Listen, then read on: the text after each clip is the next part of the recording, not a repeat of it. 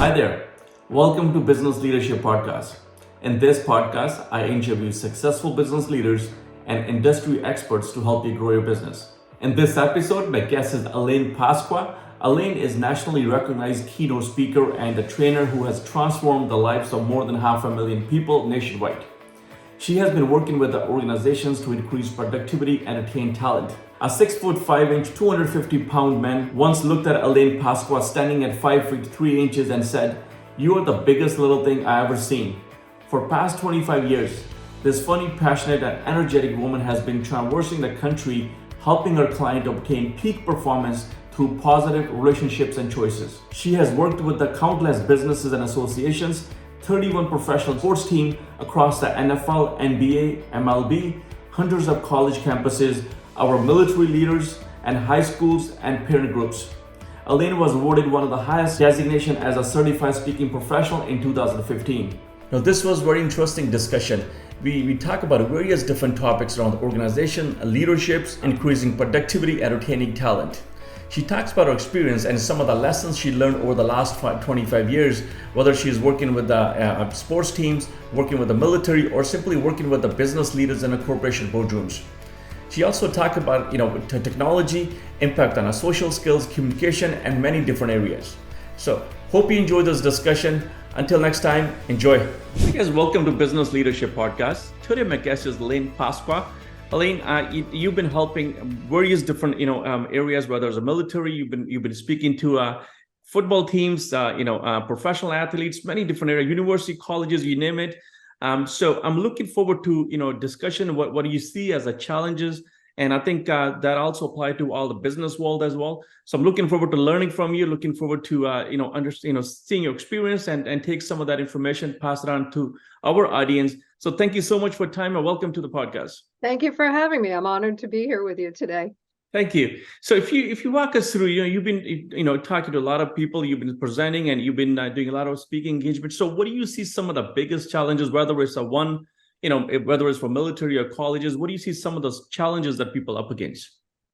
I think the biggest challenge these days is getting people to communicate effectively with one another. I truly believe that our smart devices, while they have helped us tremendously with having access to information on a continual basis, I don't think the developers, and I've actually read articles by some of the people who were developing this technology, they didn't see the social impact that it was going to have on us and the addiction. And so I was speaking in New York City in the end of August, and I was dumbfounded. I grew up 15 miles outside of New York, and I had not been in the city in quite some time because I've traveled a lot and been other places. And walking down the street, everybody was walking like this. And New York is a place where you're looking up and around because it has the most amazing architecture or the most colorful, diverse people that you could see. And so it was really sad to see that. I really feel like I've seen it because I've been a professional speaker since 1997, and I have seen a dramatic increase in the way that people relate to one another. And it really saddens me. We're just not communicating and connecting the same way. I think that's a very important point. You mentioned that, when people develop this technology, they hire psychologists, they hire a lot of people to get people hooked to their technology. They wanted technology to be very engaging so people can use it and be hooked to that. But they didn't, I think, estimated that how much social impact it's going to have by creating technology in such a way that people are so used to it, whether they do experiments on a dopamine or whatever they did, to create that very engaging technology, but I don't think they estimated the social impact, as you mentioned. No, and it's interesting that you mentioned dopamine. I have presented many different types of programs over the years to many different types of audiences. So when I've worked with colleges and universities, my work is solely focused on high-risk behaviors and the impact of choices that we make, negative choices, positive choices on our goals and our future. So I've done a lot of work with alcohol and drug abuse, and they're finding that the areas of the brain in terms of secreting dopamine and getting that dopamine rush are affected the same way that they are from social media and our smartphones as they are from the use of alcohol or drug abuse and drug substances. So we get that same rush. And then you look at technology, especially people that are on social media, they have developed the technology to keep us hooked in. It's all about increasing their algorithms. And so they just want us to stay engaged, keep clicking from one to another, and not leave the platform. And even during the week, I try to be conscious because I like to garden, I like to move around, I like to hike, I have lots of other interests.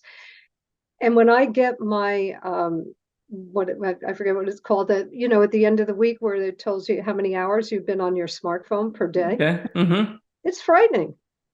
I think the Wow. last one came in at 4 hours a day, and it's like, wait a minute, how do I get anything else done? So Yeah, and there is no. I think it does have a lot of benefits as well. So I don't think the benefits are so strong. I don't think we're gonna be walking away from it. I think it's just going to be embracing more. But I think on a personal development side, you gotta have some sort of control on those things. So from your discussion with the young people in college, universities, or a military, are they putting some controls over it? Is it people?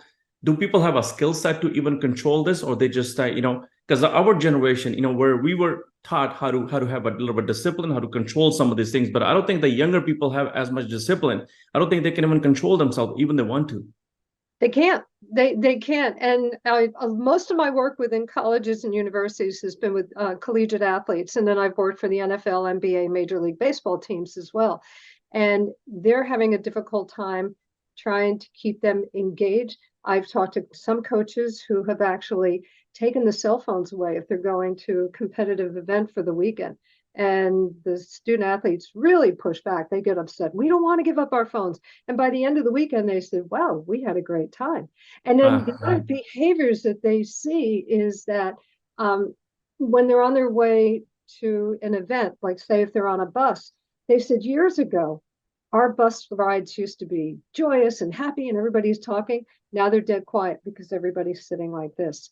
And so they're not communicating. And now when I work with corporations and businesses, they're finding the same thing. And they're having a difficult time onboarding recent college graduates because they're addicted to their smartphones. So they're not as productive in the workplace. They see them quietly checking their text messages and checking their social media. And so trying to get people to put that down, put that away. When I do programs on the effects of social media, and it's also programs that I do on effective communication, I talk to them about the fact that, we often sit down with somebody and what do? We put our cell phone right down on the table, even when we're going out to dinner. Yeah. What kind of message is that sending to the people that you're sitting with? It's like you're waiting for something more important to come in. So I'm trying to get people just put the cell phones away, get them out of sight. You can get to your messages later. I mean, you and I grew up in a time we didn't have this technology. We were fine. We did okay. Yeah. I mean, when you're putting a cell phone right on a table, even in the meetings, I see that when you go to a boardroom meeting, people put a cell phone. It's simply you sending a message that this is more important than anything we do, right? So if something happens, I'm going to go reach out to my phone. Exactly. So it's you want to let people know that you are present, you are there for them, and the other things will wait. They'll be there, unless it's an emergency. That's that's it. So very interesting. So let's talk about building culture. I think one of the, what are the impact it has is building that, whether it's a corporate culture or whether it's a culture in a team or a military. So definitely these disciplines play an important role when you're trying to build a culture. Where you see some of the challenges when somebody trying to build a culture and when you're trying to put a discipline in a place, because you're going to need some of that discipline to build a culture. Where you see some of the challenges? Well, there's a number of different things that people look at when they're building a culture within their workforce. One, I've been doing a lot of work, and this started probably in about 2015 when a university in New York City asked me to develop a training program for their administrative staff. They were having difficulties. It was probably one of the most diverse universities that you will see in this country. A large foreign administrative staff as well as students. And they weren't understanding one another. Professor was trying to get a student to drink, not understanding that he was fasting during Ramadan. And so again, the communication is breaking down. So I've been doing a lot of work. I just did a large keynote for an association a couple months ago on diversity, equity, and inclusion. So I think that's one of the things that's most important, because if we find that an organization has a diverse workforce, they're more innovative and they're more productive than those with a Mm-hmm. higher intellectual pool, because you're bringing in many different perspectives and different ideas from the different backgrounds of the people that are coming together. But the problem is, you're hiring the diverse workforce. Are you getting everybody to get along and to see each other's perspective and to accept one another? And so that's one of the challenges that these organizations see. And that's why that type of programming or education is so important. So we understand how we immediately make assumptions. Within 7 seconds, you look at a person and you make an assumption about them on many different levels. And so, and that goes back thousands of years of evolution, these unconscious biases. And then we also have to think about the microaggressions and the stereotypes and how we were raised and how we're relating to one another. And so that's where the communication and the empathy comes in, where we need to be able to talk to each other openly, honestly, ask questions, ask those difficult questions, those challenging questions, and not be afraid to have those conversations. Mm-hmm. The other thing that we're seeing in the workforce, I'm writing an article for a magazine right now about onboarding recent college graduates into a corporation or an organization. So I just spent an hour on the phone interviewing somebody who was in attendance at a program that I presented a couple months ago. And he employs 40 people. And he said, it's different now because now we're seeing recent hires or people that we're interviewing. They used to come in and we would tell them all about our organization, and then Mm-hmm. say to them, do you have any questions? And they say no. Now it's reversed. Now they're interviewing their respective bosses. What kind of benefits can I have? Can I have part-time, can I work remotely? Can I do this? What kind of social life is there? What kind of atmosphere is there? So now they're focused more on building an organization that embraces people. This gentleman shared that if people befriend their coworkers and find somebody that they can connect to and relate to, they're more prone to staying longer. Because we're seeing Mm-hmm. the job hoppers, where these people Yeah. are, back in our day, you'd stay with an organization for a long time. It didn't look good on a resume. Now I Yeah. looked at LinkedIn and you see people in their 1 year, 1 year, 1 year, and they're hopping because they're going for quality of life and quality of work environment. Yeah. So let me push back a little bit on, this is a great point you mentioned, that where you mentioned that, we need to invite all the, people with the diverse ideas. And I think that, that's a great point. But do you think there is also a danger of that as well?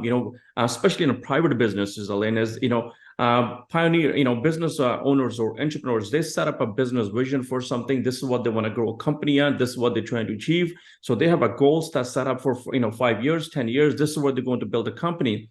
When you do, changing your approach based on a lot of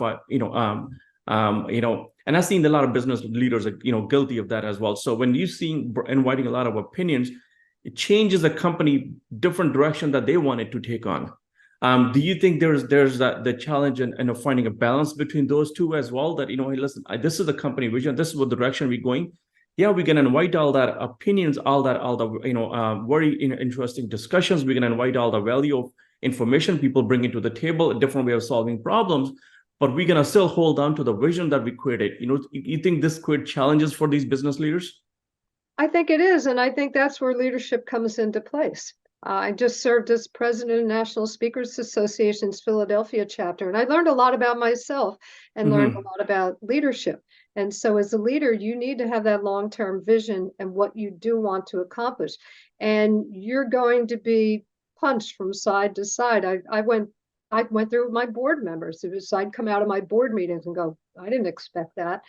But in the end, you have to hold on to in the end, it's your business. Yeah. And you know what your vision is. But as you said, the word balance is so important in so many aspects of life. And so I think it's important that you find that balance, that you listen to your employees, you honor them. And if you don't agree with them, you respectfully say, well, I don't believe that this will work because this and this. You don't want to come across as being autocratic, Yeah. because you lose people that way. But if Exactly. you can explain it in a way that makes sense to them, then they're going to be okay. So in the end, it is your business. You do have that vision, but it doesn't hurt to listen to people because they might take you down a path that might be positive for your organization. Exactly. I just see some business leaders, they lose their, the vision simply just because they want to follow something, right? So let's talk about, your experience been with the military or football. We talk about communication where technology comes in. How about building cultures? Do they have a similar challenges that businesses have or organizations have, or they're up against some different challenges? Whether they're trying to bring us synergies together to get people together to work together and build a trust with each other. Do they have a different challenges, or is it the same corporation challenges? I think it's the same. And the one thing that I have learned, especially I have worked with the most elite Division I football programs in the country, and also 9 teams from the NFL. And then I've worked with military leaders. Culture starts at the top. And you can tell when you walk in the room as to what the leadership is like, because you will see and feel the level of respect from the people that are in the room. They're open to you, they're open to the information. And then the other ones that are not so good, you walk in the room, they're just totally out of control. They have no respect for you. The level of discipline is not the same. They don't ask questions. The most disrespectful, and when I talk negative about a football team, I don't say names, but it was a very well-known college football team that's won championships over the years. And I walked in the room that night, and it was pretty rowdy. And they had won a game that weekend that they did not expect to win. And I like a rowdy group. I grew up in New Jersey, 15 miles outside of New York City. I'm a hyper Italian girl, so it's like, yeah, these are my people. Yeah. And so I came in, and about literally 2 minutes before I was supposed to speak, a fist fight broke out. I'm okay. I can roll with anything. I'm tough because of where I grew up. But as I got into the program, I realized that this was the most disrespectful group of young men that I have ever been with. And I can usually wrangle them in. I'm usually good at this. I could not get control of this group. And the most notable thing is the coach was not present that night. Coach did not think that these programs about integrity and making positive choices is important. And you saw that in the behavior. Now I'll flip it. And there were 4 administrative people in the room, and they did nothing to discipline that group. Now we'll flip it and we'll go to the positive, and I'll name names. I've had the honor of working with Nick Saban and the Alabama football program on 5 different occasions. And Coach Saban really values player development, personal development for these young men. And when he walks into the room, the program doesn't start until coach comes in. And when he walks into the team meeting room, you can feel the level of respect for him when he comes in. And what I like most about him, he doesn't sit in the back row and he doesn't sit in the front row. He sits right in the middle with his team. He's sending a message to them that he values them. He wants to be close to them. And you see the level of respect during the program. And the questions, the quality of questions, and the conversations that ensue after the program as well. So leadership, it starts at the top. And if you have that respect, and if you're, again, not an autocratic person, but if you're a person that shows that you truly care about your team, the leadership is going to be that much more effective, and the results will be that much better. Yeah, so if it's, and that applied to, I see a lot of boardrooms the same way, a lot of companies, organizations the same way. It's all start from leaderships, right? So, is it a different kind of education does leaders need, and then that the players are following them in need, or is it just just matter of making this important, that this is important in that we all going through together in a transition to get better at whether it's integrity, whether it's environment, whatever that the program is, right? So. How do we fix the problem on a leadership level?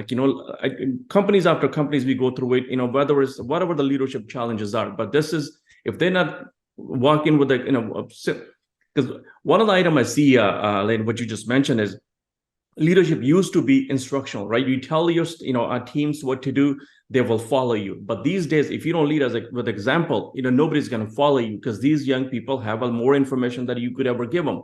So you got to lead by example. So I see that in a corporate boardroom, corporate world. But I think what you mentioned is the same thing, that leadership by example is most critical this time where we at, and compared to just instructional leadership where you tell people what to do. Exactly. People model what they see. And if they respect you, because if you're modeling the positive behavior, they're going to have respect for you. And I have found in any other jobs that I have had, if I had a boss who treated us really well, I went 100% out to perform the best that I could for them. And so you get what you give. And if you're good to the people, they're going to want to perform with you. And more importantly, they're going to stay. I mean, that's the problem that a lot of organizations are having right now, is the retention. So I think a good leader, and when I describe my leadership style when I was president of National Speakers Association's Philadelphia, I led with a heart.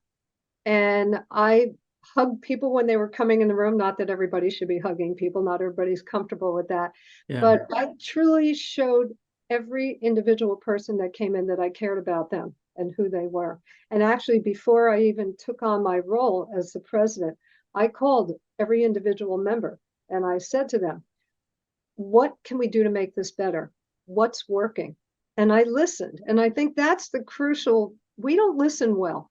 And when we break down listening skills and how we typically listen, we usually spend about 10% of our time listening to somebody and 90% of our time formulating a response.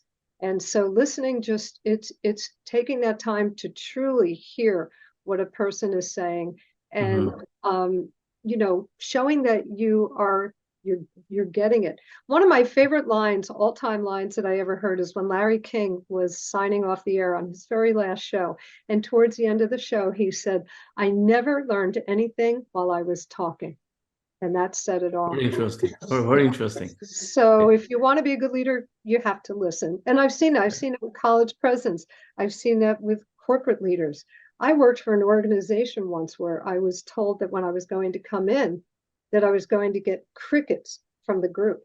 And this was on workplace harassment and culture. And I got down with the group. I'm known for my interactive exercises. When you're in a session with me, you're moving around. We're doing more interactive kinesthetic style learning. So I opened with one of my signature opening activities where everybody is involved and we're discussing. And again, I was warned you were going to hear crickets from this group. And then I started the presentation, and I got through almost all of my material just in that one exercise. Everybody was sharing, and I was surprised. And I later learned from other people that were higher up within this organization that it was the leader that kind of shuts down that communication, and people didn't feel comfortable to share. So people need to feel comfortable so they can openly share how they feel, and perhaps come up with ideas or solutions to make things work even better and smoother. Very interesting. One of the item I'm always wanting to ask you, I was planning one of the area where companies struggle, or business world struggle always, is that and I think universities and football, sports team and military do very well in this area, and wanted to see where your thoughts are. Is that dynamics that people working together? They have a very trustful relationship with each other. They depend on each other. They will do certain, they will go out of the way to help each other. So that dynamics, in a military is a big, in a sports team is a big, but businesses wish they could build similar culture in their team, but they never get to the point. So what is something, somebody running a business or somebody running companies, how can they go about building that kind of team environment that college, sports team build or military builds, that kind of trust that they can build in their own team? What is something they can do to bring that into their companies? I think maybe as you're comparing this to the military and to athletics, what is the reward for building a culture in an organization where everybody is getting along and working well together? For a team, you work well together and your personalities are blending, or you get past those personality differences and you can focus on the job at hand, you win the game. You win, you have a great record for the season. So that's their reward. The military, you're keeping each other safe. And we see that within units in the military. If you have sexual harassment, if you have any type of harassment, it breaks down the trust within each other, and then it breaks down the safety within that unit. So Okay. how do we transfer that into a company, an organization? Perhaps maybe if they do profit sharing, something like that, where there is a reward that the better we do, then you are rewarded at the end. Giving some sort of bonuses or whatever, that might help too. And just getting people to come on board and feeling like they're part of an organization and feeling happy to come there. That's a lot of it. If people feel happy to walk through those doors every morning and are looking forward to coming back the next day, then you're going to see that, they can, that's their reward too. We want to be happy. We don't want to be miserable at work. So Yeah. getting that culture where people get along, they have fun, they enjoy one another. And I think people need to be intentional about who they're hiring too. You want to work. I've sat next to people on planes that own temporary employment agencies or employment placement agencies. And one of the things one gentleman said is the problem that they were seeing is that more recent college graduates have a harder time being conversational in their job interviews. And he said, we want to get to know them because we want to know whether we're going to like them and have them be in the workforce. So I think leaders need to pay attention to toxic personalities that can perhaps upset everything with an organization. I'm just going back to a university setting, a university that I worked with for about 14 years. They had the same staff, and you judge a company by how long people are there. If people are there a long time, it's a good place to work. They're not going to want to leave. And so this university that I had worked with 14 years in a row, they had the same staff. They brought in a new dean of students, and within that first year, everybody was just jumping ship. Wow. And the leadership above them should have recognized that because they lost really good people, dedicated people. And you need to look at that and see what type of toxicity might be coming in through different personality types. So it's tough, especially when you employ a lot of people. And again, do programming where you get people that can get along and be respectful and not being, not saying hurtful things or harassing things or doing these microaggressions that are hurtful to others. So building that empathy is important as well. Yeah. So yeah, bringing those leaders there where you create the toxic environment, but the impact you make on people's lives and also on an organization, that's lasts for a long time. Even you can replace the leader later on if you find out it's not the right leadership or role for this person.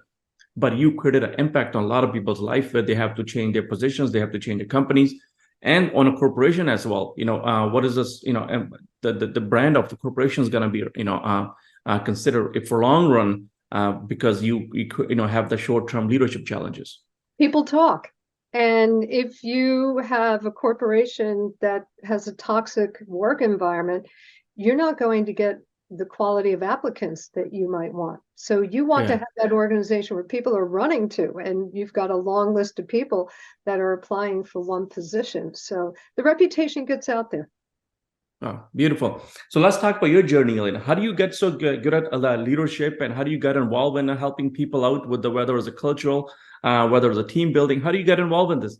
Well, life happens while you make other plans, and mine is a very interesting journey that kind of took a lot of twists and turns. It all started because my stepdad unknowingly contracted HIV from a medical product that was made from human plasma in the late 70s. We know now, looking back, when he contracted it. And then he unknowingly passed it on to my mom. And so we lost him to AIDS-related complications in August of 1990. And then we sadly lost my mom in June of 1995. And they didn't want anybody to know about their infectious status because the stigma was so pervasive. And so about a week before my mom died, I finally sat on her bed and I said, Mom, can we tell the truth? And can I share your story? Because if we don't, we're not going to teach people about the prejudice against those with AIDS.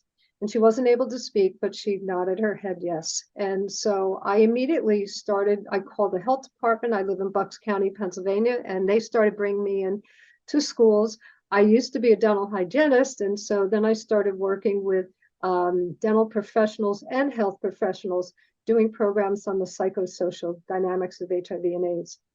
2 years after that, I called a local college and I pitched my program, and they brought me in to do a training for their orientation leaders and their RAs. And the dean of students brought me back to his office and sat me down. And he said, "Do you have a speaking agent?" And I said, "No." And he said, "Well, there's people that do this for a living and they charge a lot more than you charged us. Yeah. And they go strictly on the college circuit."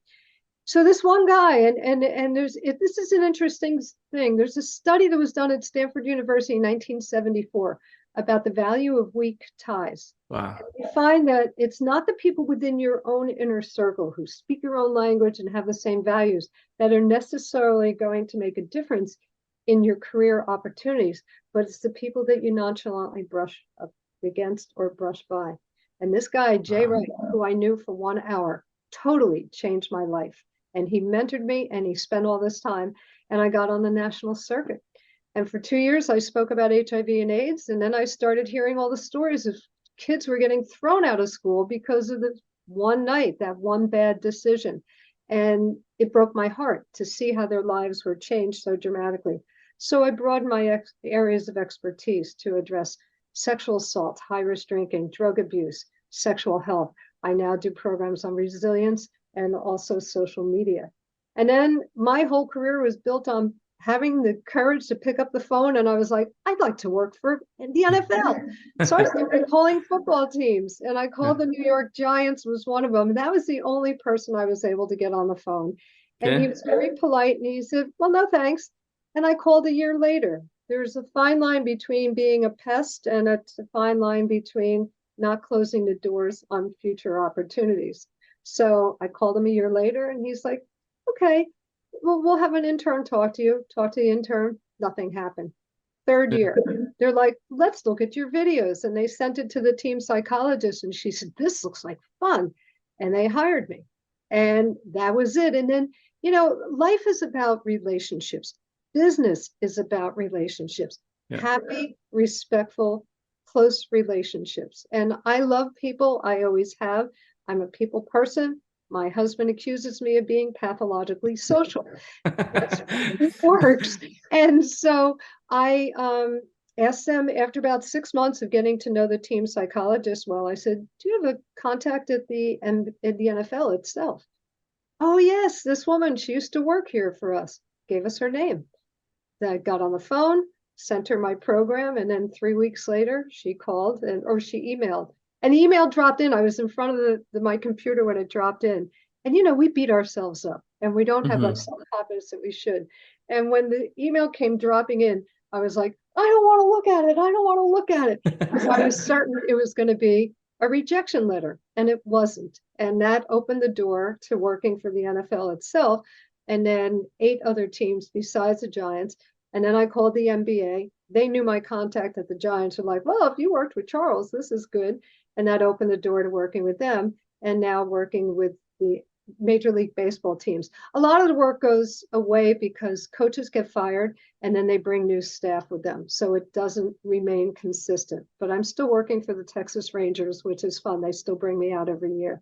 But it was a really good run. And then starting to work with businesses and corporations. I've worked with associations all throughout my career, and more recently doing more work with corporations and businesses, which I'm really enjoying and want to do more of as well. So I just feel like I have so much wisdom and so much life experience and work experience being self-employed at a career. As a professional speaker, you don't have the guarantee that you're going to go to work on Monday and get a paycheck on Friday. And you have to work really hard for every engagement that you book. So you have to be in sales. You have to learn how to promote yourself. There's so much more that's encompassed in this business besides just getting up on a stage and delivering that as well. So how do you build a skill set? The skill set you just mentioned, Elaine, this is the same skill set. If you're an entrepreneur or if you're a business leader, you're trying to build a company, trying to scale your company, this is what required. The skill set you just mentioned. We all need the skill set to build in order to build a business. Is about the same process. So how did you build those sales skill set? How do you build that mindset that never given up? It's the first time you may not get that what you want, but you consistently follow up Follow-up is one of the critical items that every sales organization or any organization trying to teach their people, that you don't give up, just follow up until you close a deal, or get what you really want. So how do you build that skill set? Confidence. It all boils down to self-confidence. Not everybody has it. And I'm lucky because it's confidence, it's also passion. And if you really want to succeed and you truly believe, I believe in what I'm doing. I love to impact lives. Nothing makes me happier than to talk to people afterwards and hear their stories and hear about how I impacted them or shifted their perspective. And so I have such passion for what I'm doing, and that's why I don't want to give it up. So when I'm rejected, I just dust myself off. I pick myself up and I say, that's it. I'm going to try something else. And I never gave up. Not everybody has that ability to do that. And so I have always been tenacious. I've learned that if plan A doesn't work, I'll shift to plan B. And I've been doing this for 28 years now. If I remained static and did what I did 28 years ago, I would still not be in business. COVID upset everything. COVID was really challenging, and a lot of us have not totally recovered from COVID, but you still keep moving forward. There are days when I go, oh, the heck with it, just retire, go have fun. But I'm far from that. I don't want to, because I still love what I do. There's still fire. There's still fire. So how important has been a personal development for you, Elaine, over the years? So definitely, as you mentioned, that you have to find a new ways of communicating, new ways of connecting with the people, new ways of, approaching the same opportunities, whatever you're working, especially with the COVID you mentioned. How important has been this personal development part of your with your journey for pursuing those careers and as a coaching? It's important. I think we should always be forever learners and forever curious. And I never stopped. As long as I have been doing this, I have never stopped going to conferences. I go to monthly meetings for National Speakers Association, Zoom, in person, talking to my clients, talking to my customers, and learning from them too. What are your greatest issues? Because that's what I'm here for. I'm here to solve somebody's pain point or their problem. I won't know what it is unless I ask. And so a lot of speakers have worked with speakers bureaus, and I don't like that, because the speakers bureau ends up becoming a wedge in between the two of you, and you don't get the same communication. Where I can get on the phone. I have dramatically altered my programs and redeveloped programs because of what I've learned from my clients, because things are always changing. I mean, you think about your business and how issues were so different 5 years, 10 years ago, 20 years ago. Changes all the time. Yeah, and we have to stay relevant. And that's where the communication, and then that's where the personal development comes in, where we have to keep educating ourselves and then refiguring things. Let's talk about business leaders who are watching or listening to us. We're coming out of disruption after COVID. We all have to, scale our companies, get back to the revenue level, grow our teams. So any word of wisdom, any message you want to give it, how they incorporate some of those items we talk about it? Where can they start? If somebody hasn't started yet, they're simply growing a company. Where can they start? How can they start building some of those, culture that they need to build a culture, or they need to build a team environment? Where can they start, and how can they go about it?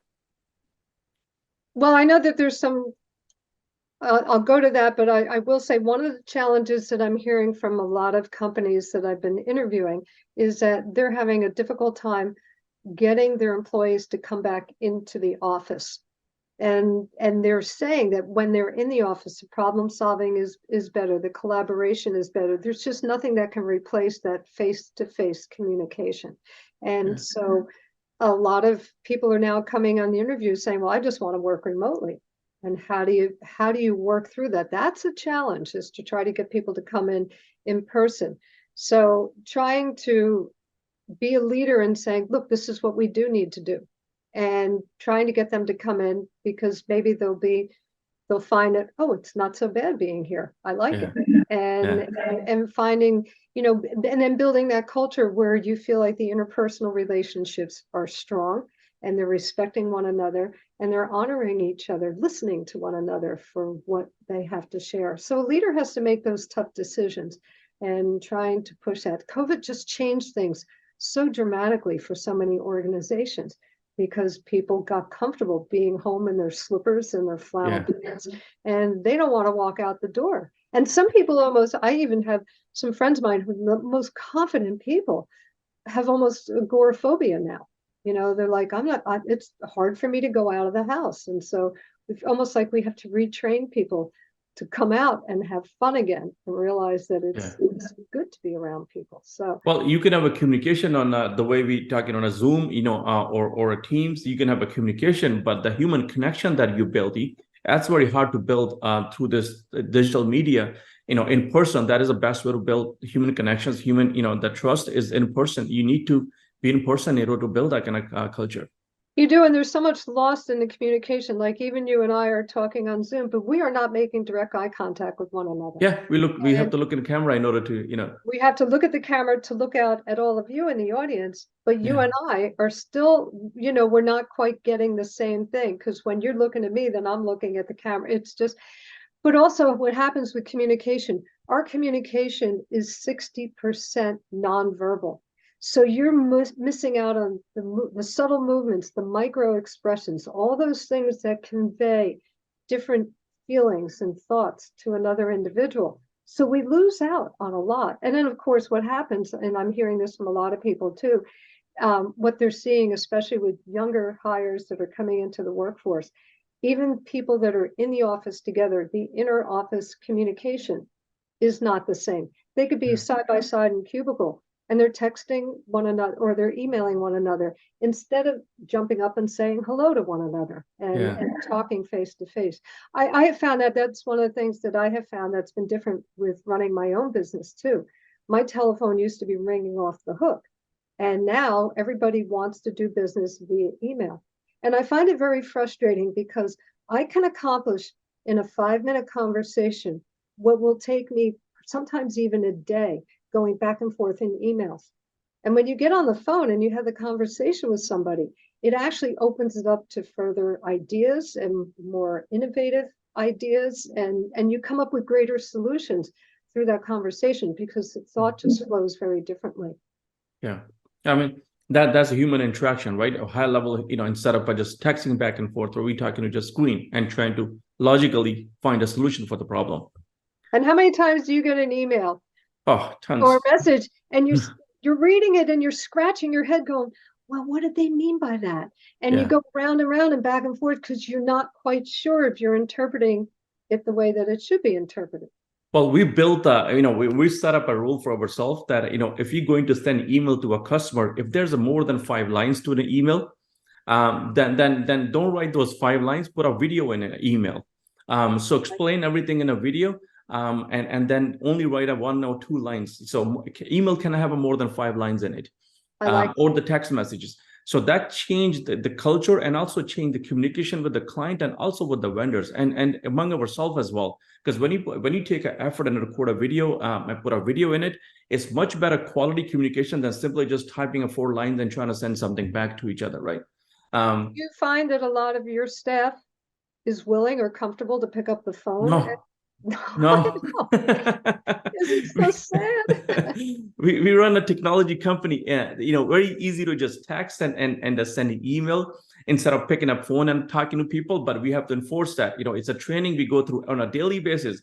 Keep telling people, if we have to type more than 5 lines, it has to be video or phone calls. Those are the top, better communication channels.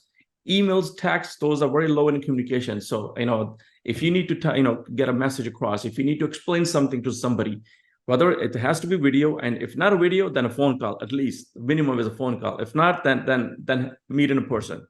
And I think, that's one of the important things in leadership is you set the parameters and expectations. And that's an example of that, and saying, look, these are certain ways and guidelines for how we want to do things because we think it's going to be more beneficial for our organization.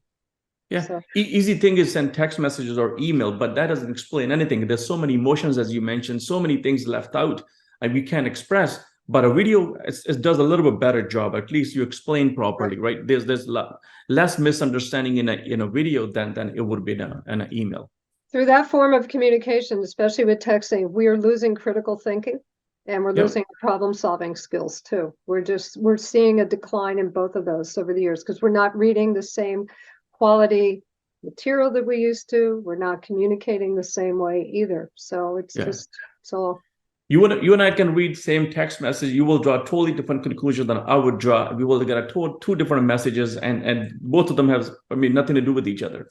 Exactly. Exactly. It's difficult. And even Right. when I write an email, I read it over and over again. And sometimes, you're so busy and you're typing and it's just flowing.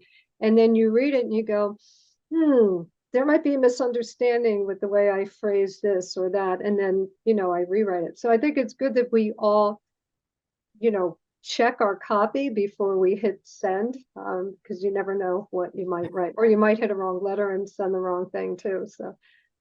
Very interesting.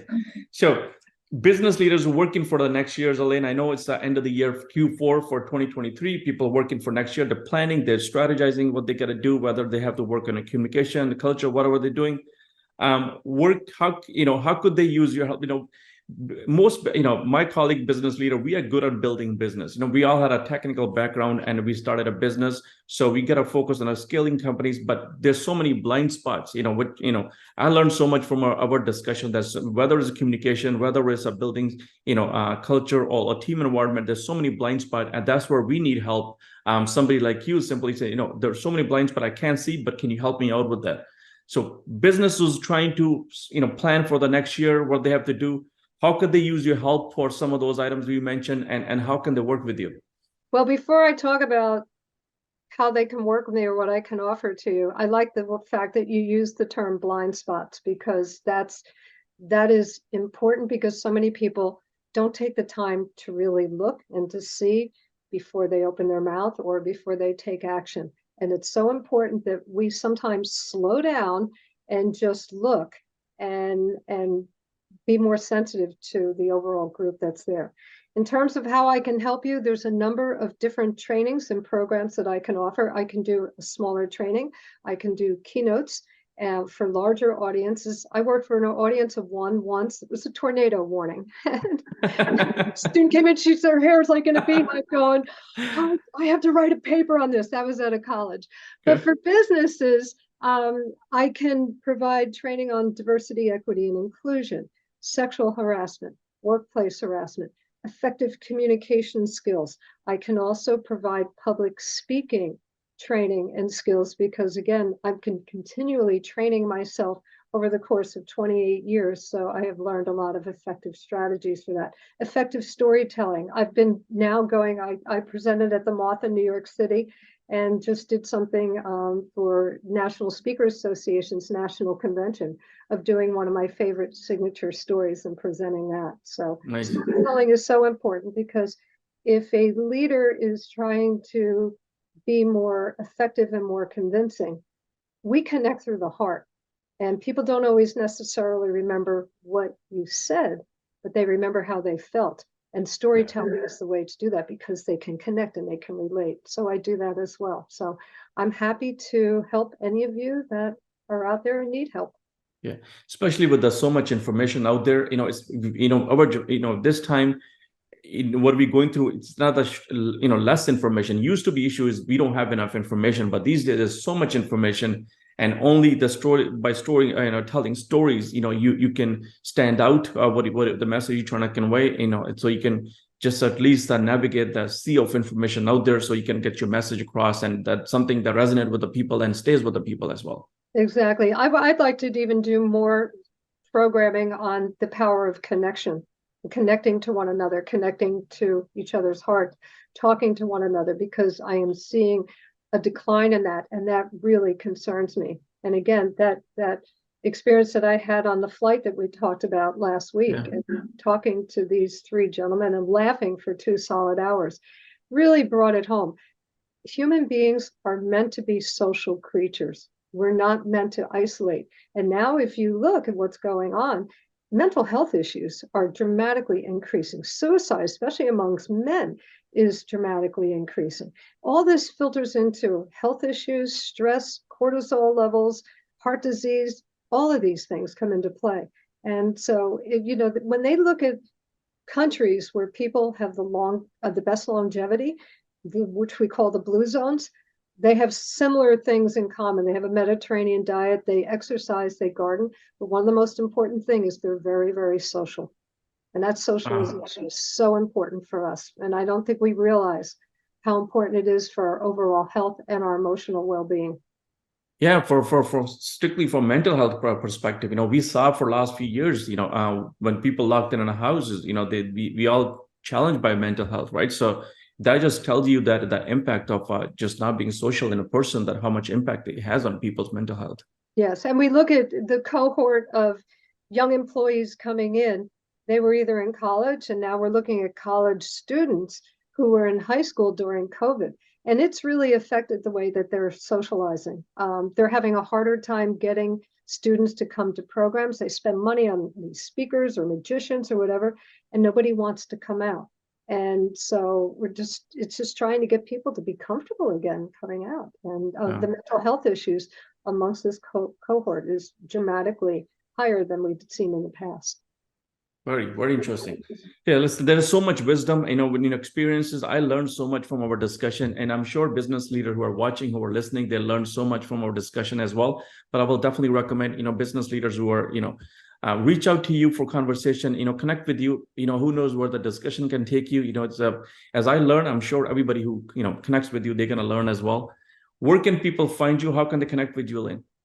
They can connect with me, Elaine, at ElainePasqua.com. So that's my email address, and it's spelled P as in Peter, A, S as in Sam, Q-U-A, and it's up there on the bottom of the screen, I guess. Yeah, and I'll put that at the bottom of my link as well. Okay, thank you. And I don't know, do you give out phone numbers too, or? If you want to, yeah, or I can just list it at the bottom of the video as well. I'll put your website. My business phone number is 215-348-7591. I'm in the Philadelphia area, about 25 miles north of Philly, but I travel all over. So I'm happy to hop on a plane. I'm a road warrior. I enjoy it. Good. Yeah, I'll put a link to both your website and LinkedIn below this video as well. Too. Yes. Yeah, so people can connect a button and have a chat with you. Thank you so much. No, but I enjoy our discussion. I want to acknowledge, thank you so much for spending time with me. I learned so much. I'm sure people who are listening and watching, they draw great value from our discussion as well. Thank you for having me again. It was a pleasure. Likewise. Thanks, Elaine.